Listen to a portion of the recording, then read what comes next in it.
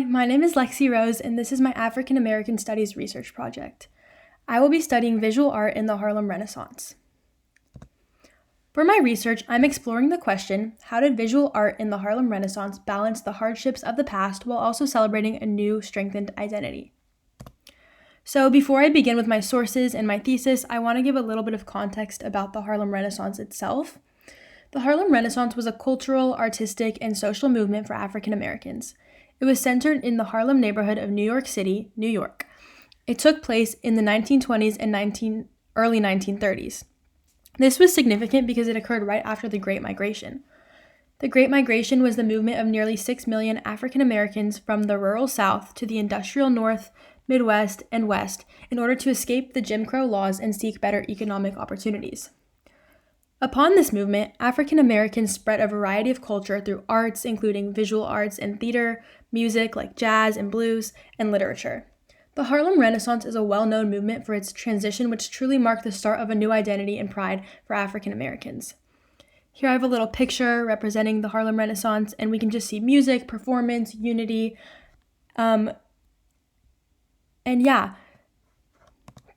So, after my research, I came to the conclusion that through various artistic techniques, including geometric cubism, silhouettes, oil painting, and realism, Harlem Renaissance artists portrayed visual dualities by acknowledging the suffering of the past, but placing a greater emphasis on resilience and celebrating the strength of a new African American identity.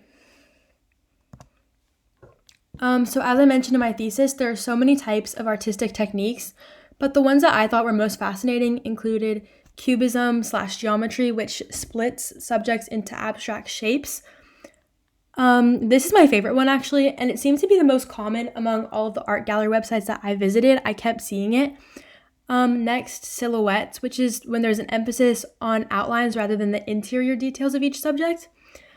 Then oil painting, which is pretty self-explanatory, but it uses oil paints to create color and texture depth in extreme detail. And then lastly, realism, a form of art that portrays extreme detail, almost looking like a photograph, but can also be used in like sculptures. So the first source that I examined was a mural painted by Aaron Douglas, a very well-known Harlem Renaissance artist, titled Aspiration. Aspiration is showcased in the Metropolitan Museum of Art. I felt that this piece really supported my claim through its use of silhouettes, but rather than a plain, empty, typical silhouette, these ones portrayed are filled with bright colors suggesting presence, power, and while there is suffering portrayed at the bottom of the mural, the figures are all placed above it, metaphorically suggesting that they rise up against the suffering in unity against the past.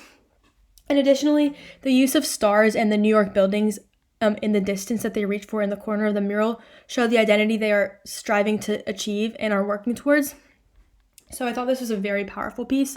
And each piece I examined had a different type of art that I mentioned, so this one was silhouettes. My second source is an oil painting by Archibald Motley, which was a very well-known artist. I saw multiple different pieces by him throughout all the galleries I looked through. And this one is called Portrait of My Grandmother.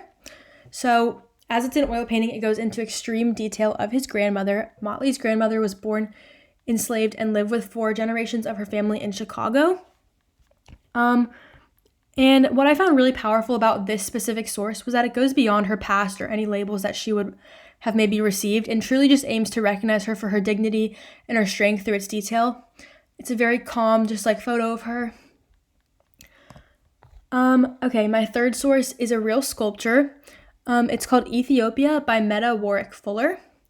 I thought this was so interesting to examine because my other 3 sources were paintings and murals, but this one's a real sculpture. And this one I examined realism for my technique.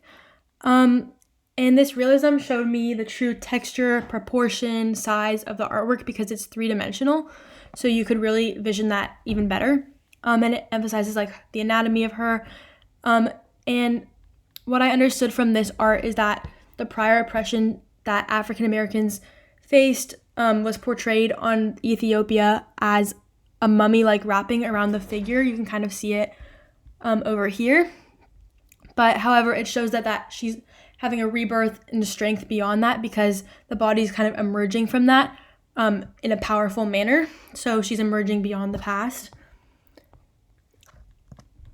And my last source is called Unite by Barbara Jones Hogue. It is a cubist painting, which again is like my favorite type of technique that I saw, and I kept seeing it in multiple different galleries, but this was a really powerful one to me. So the use of cubism in this painting is to represent unity among all, emphasized by the reoccurring unite word in the background. Super colorful, just keep saying unite. This painting was actually from 1969, which was after the Harlem Renaissance, but I wanted to look at it because I wanted to know, like, beyond the Harlem Renaissance, how artists were still inspired by the techniques that were used in the Harlem Renaissance, and if their artwork remains similar or how it compares. And so I definitely still see like a lot of similar motifs, a lot of cubism still, a lot of artists spreading messages of unity among African Americans. And so the cubism was important in this art also because it made the message just feel very urgent and unavoidable, which I think cubism does a good job doing. It puts it right in your face. It reiterates the message multiple times. So this was really a cool painting. And I liked looking at a perspective beyond during the Harlem Renaissance, like how it truly continued after in artwork, visual arts.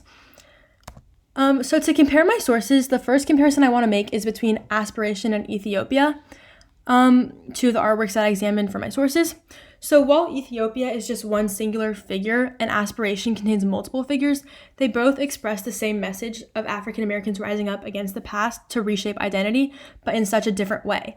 And I think that's so interesting because you can work with so many mediums of artwork with various amounts of people or objects or subjects, but the work can still display the same exact message, just as strong as other artworks that might not even look like it. So these two look nothing alike, but I felt like I came to the conclusion that they were portraying the exact same message. So I thought that was really cool. And the other comparison I want to make is between my other two sources, Motley's portrait titled Portrait of My Grandmother and Jones Hogue's portrait Unite. So both murals obviously honor the dignity of African Americans. However, Motley's mural of his grandmother is a very detailed but calm tribute to her.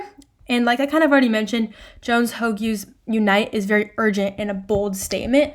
But they're both super powerful in two very different ways. So I thought it was interesting how these techniques can, again, portray the same message but in such a different manner. And yeah,